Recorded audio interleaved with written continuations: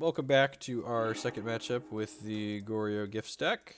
We are on the play here, and this hand is very good. 10 out of 10, we'll keep it. Godless Shrine, Inquisition to start here.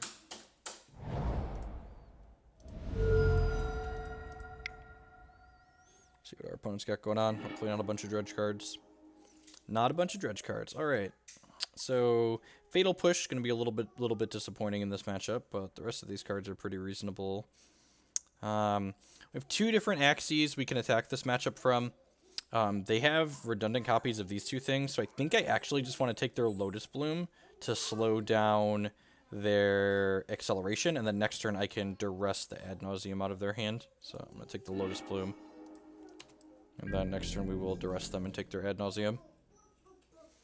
And the goal for this game is probably Gifts Ungiven and put Iona on black.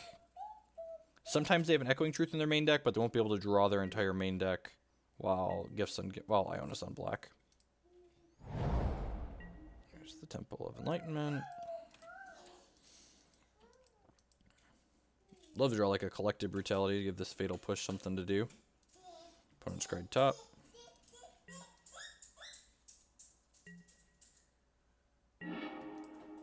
Yeah, so that's okay. Like to draw some lands. Take Ad Nauseam. This, pass the turn.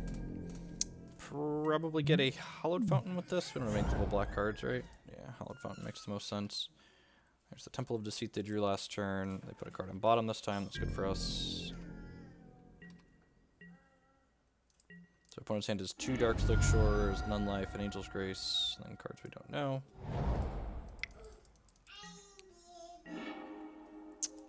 Well, that is not the land we are looking for.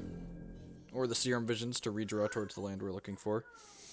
The good news is, if we hit a land, we get to snap a Duress. That's good for us.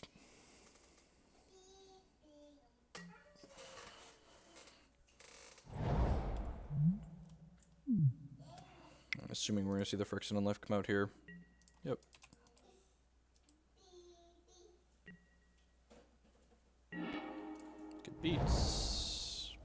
Our life total really doesn't matter in this matchup, so I'm going to be liberal and go ahead and just fetch Shock here so we have good colors. Oh, none of good colors, but those colors do not cast the Snapcaster Mage. Snap back Duress, because Duress can take Ad Nauseam and Inquisition cannot.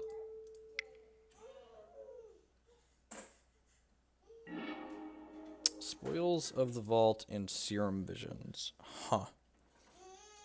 So I think because they have this Angel's Grace in play, I'd rather take the Spoils of the Vault. They can just name Ad Nauseam and then untap and do that. So yeah, I'm going to go ahead and take the Spoils for now. So they have Serum Visions, Angel's Grace. So opponent just needs one more piece of mana and another copy of Ad Nauseam. Hopefully we hit another untapped land next turn so we can gift set their end step into Rites Iona and then bring back Iona on our turn. There's the shores that we know about. They'll cast Serum Visions here. Bottom, bottom, bottom. Bottom, sweet. Untapped land. Ding. Iona not only prevents them from comboing, but it also puts them on a pretty quick clock since it puts a 7-power flyer into play.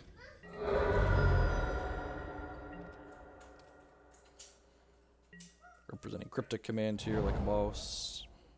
So their hand is Angel's Grace and then a couple of cards we don't know. Grab the basic planes here. I guess I could grab a blue source to represent Cryptic Command. They theoretically could have drawn Simian Spirit Guide Ad Nauseam here and like kill us in response to this Gifts Ungiven, but like we're not beating that, so you shouldn't play around it.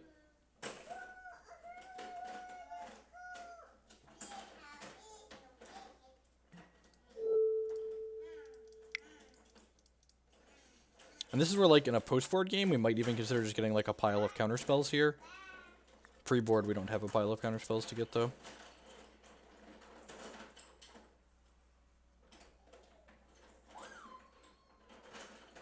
Like I said, if they drew They drew Spirit Guide and Adosium as their two unknowns. You know, more power to them. Going to get Iona and Unburial Rites. Those are my two choices. And usually they play one Echoing Truth in their main deck, so like they're not stone cold to this Iona, but they do have to find their one Echoing Truth while this Iona is on black. Assuming they don't kill us here.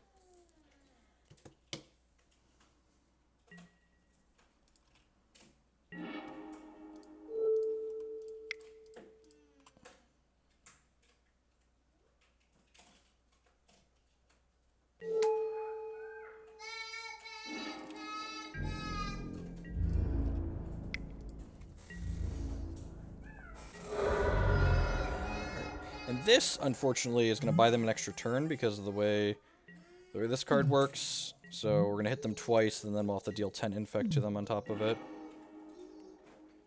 So this doesn't actually increase the clock rate. So I'm just going to fetch here and then start on Serum Visions, I think. And double Lingering Souls doesn't change the clock either. So let's start here. Bottom, top. And Lingering Souls doesn't change the clock at all, so I'm just going to go ahead and attack with both of these and then play this Jace VP here.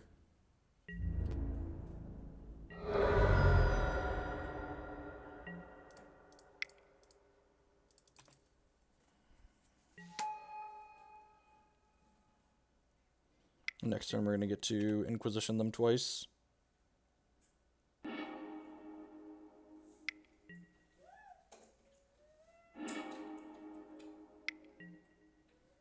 My opponent's got some sleight of hand.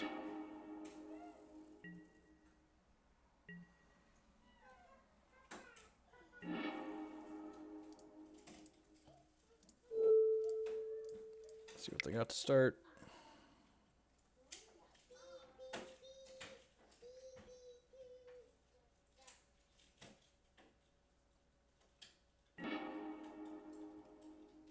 Double Ad Nauseam, Laboratory Maniac, spoils the vaults. Alright, well. I guess I'll take the Lab Maniac.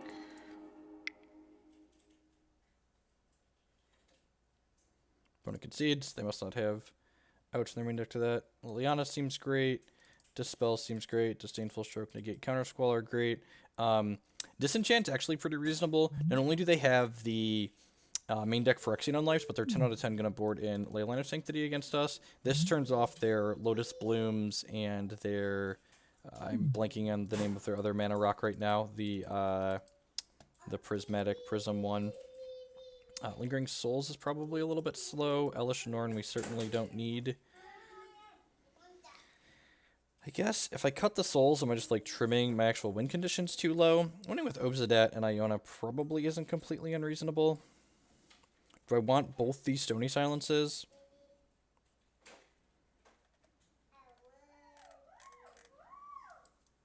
This is probably fine. Slowing their mana down is pretty reasonable, especially when we can like Iona them for a fast clock. I think this is the board plan we want. I haven't left any removal or anything like that in, right? No. Alright, let's do it.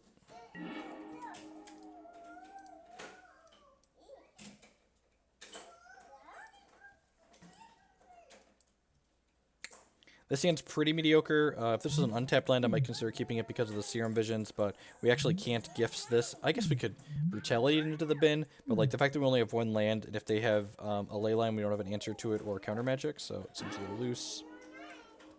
This hand is not particularly exciting, but I'm going to keep it on the draw with a Scry.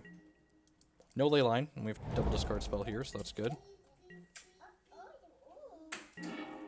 Okay, 10 out of 10, grabbing a... what's it called? Watery Grave here, so that if we draw a land, we can use it. Lead on Inquisition, see what they have going on. Unlife, Angel's Grace, Pact of Negation. I'll take the Unlife because they can play that one out preemptively. If we get a land here, we're going to be in a pretty good spot.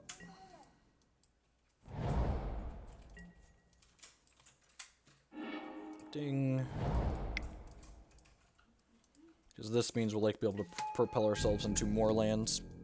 And it's also going to be more discard spells down the line.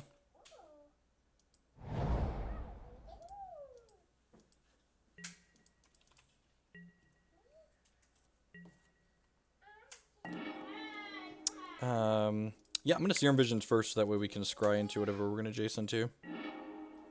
Another discard spell. Alright, yep. Top. Loot.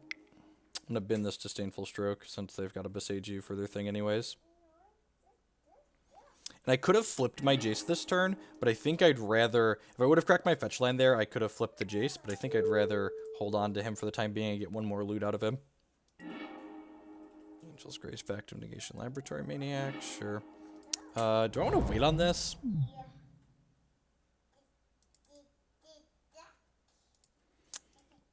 I think I want to just wait on that. Yeah, I'm just going to pass the turn. We know that there's a basic Plains on top of my deck right now, and I'd kind of like to draw an untapped land for this Gifts Ungiven, so yeah, I'm just going to go ahead and wait.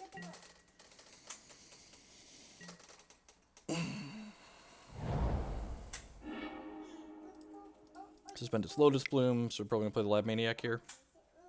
Make your pressure by Jace, I guess. We draw Collective Brutality, they'll feel a little silly. So I'm going to go ahead and play this, and then let's just go ahead and loot. I can get this flipped over and then plus on this. Obzedat's actually a really good draw here, because it means that we can go ahead and Goryo's Vengeance is back into play and start clocking my opponent. Trigger, this guy has haste, so he gets to attack this turn.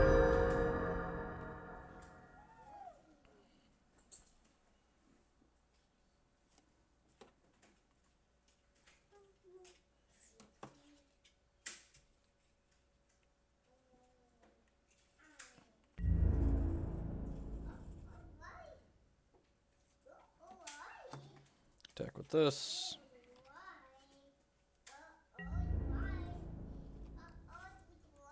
I don't really want to Thoughtseize them here because I know the last two cards they had are Island Pact Negation. I don't really care about either of those cards. So this is important here. At the end of turn, we want to stack it. So we want to put the Goryo's Vengeance trigger on the stack first. So the Obzedat trigger resolves first. Last in, first out for the stack. Because we want Obzedat to exile himself. So this way he's gone when Goryo's Vengeance tries to exile him.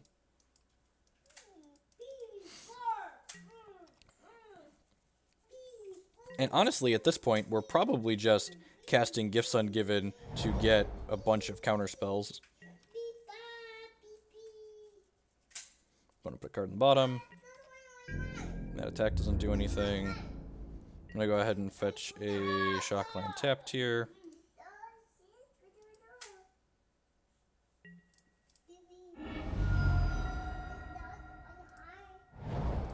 Get an extra blue source over any gifts for counter spells. We'll need a couple of blue sources.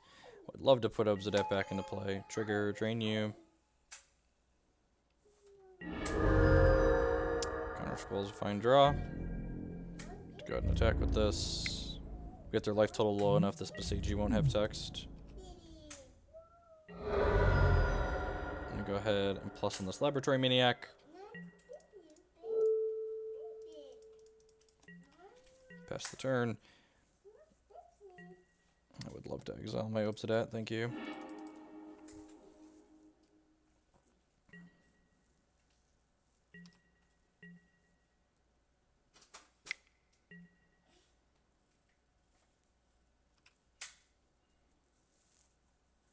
They might just Pact of Negation this Gifts Ungiven, but then they're probably dead because they're going to have to pay for the pack next turn. Oh, we know their last card is Basic Island. And even if they don't, they should just be dead either way here, because if they don't, this Gifts Ungiven is going to get a Collective Brutality, which can kill this. Just can kill this Laboratory Maniac, and then they die to Obzedat. Kind of damned if they do, damned if they don't type thing. So we'll get Collective Brutality, Negate, Dispel, and I don't know, it really doesn't matter. Just like dealer's choice here. Snapcaster Mage. So pick your two favorites. I'm basically getting all of them either way here. Like we can't get the Snapcaster Mage, they can bend that, but like we're getting two pieces of interaction, and like this Collective Brutality on here is going to be able to kill this. And then when they go to Pact of Negate, the Collective Brutality killing the Laboratory Maniac will counter Squall and then they'll die. So they gave us Brutality, that's smart. So they don't know that we have this counter Squall. Opponent concedes anyways. Alright, sweet. That matchup went really well. Had a really good mix of pressure and disruption throughout the whole thing. So be sure to stay tuned for our next match. I'm going to our folks. Thanks for hanging out. Also, before we cut, sponsors page, consider donating to the GP Vegas Fund, or GP Vegas SCG Invitational Fund. We talked about Vegas all weekend down below. I do appreciate it, and check out the sponsors and all that jazz for sweet discount codes.